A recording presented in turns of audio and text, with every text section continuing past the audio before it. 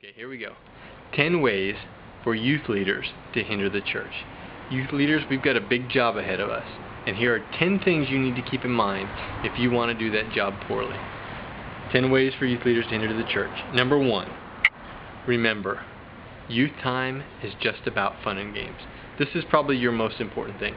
Remember, your whole job is just to get the kids together and play lots of games, like, have hot dog eating contests or whatever it might be, so they'll have fun and come back. That is the entire mission of what you're doing. Don't go any further than that.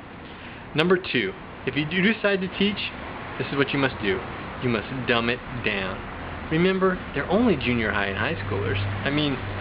I know they're studying calculus and philosophy and getting ready for college and all this kind of stuff, but when it comes to church, you've got to dumb it down. Barely give them anything so that they'll be able to retain what you give them. Number 3, don't have any expectations for them. If they're busy, they've got a lot going on. They've got school, sports, family, not to mention just overall high school drama. They're busy. So don't expect them to remember stuff you've taught them previously when you ask them questions, or to actually kind of keep up with a small reading schedule that you might have for them as you're going through your class. No expectations of them at all. Number 4, realize it's okay if they don't know what the Trinity is, or what justification is, or what the atonement is, as long as you've given them an alternative to drinking. This is your goal. I know a lot of people say the Christian life's really got purpose and meaning, and we should show them how wonderful it is and what we're living for and things like that. That's really just fluff. Just give them an alternative to drinking. That's your goal. Number 5, remember, they are not the church of today. They're the church of tomorrow. So don't expect them to be serving in your church now and doing all this kind of stuff. That part comes later. Number 6, remember, youth are emotional creatures, and you must appeal to their felt needs. They have itching ears, so scratch them. That's what you must do. If they want to spend the whole time talking about music, talk about music. If they want to spend the whole time talking about movies, talk about movies. That's what you must do. That way they feel that their needs are being met. Number 7.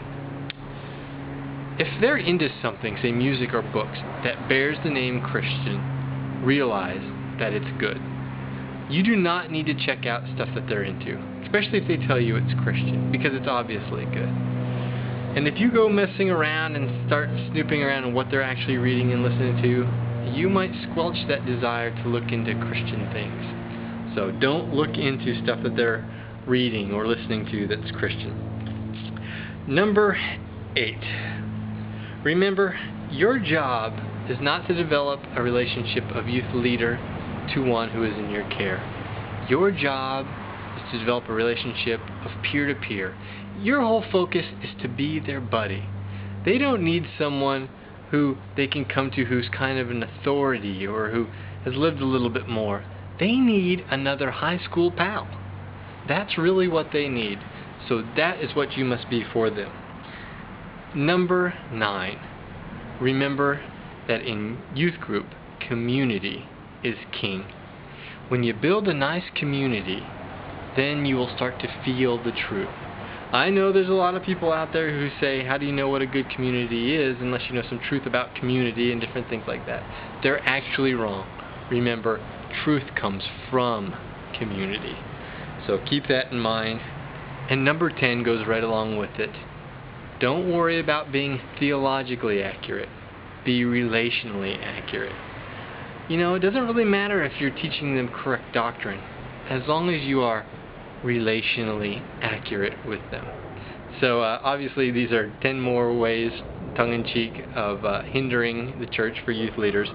Youth leaders, we've got a big job out there. I've done this job. I've worked with youth for 10 years, not a long time, but and I've probably made every one of these mistakes myself. But we've got a big job. We've got to train up these kids to be active in the church now, living out their Christian lives now, and growing in the grace and knowledge of our God. So let's keep it up. Press on, youth leaders. Take care.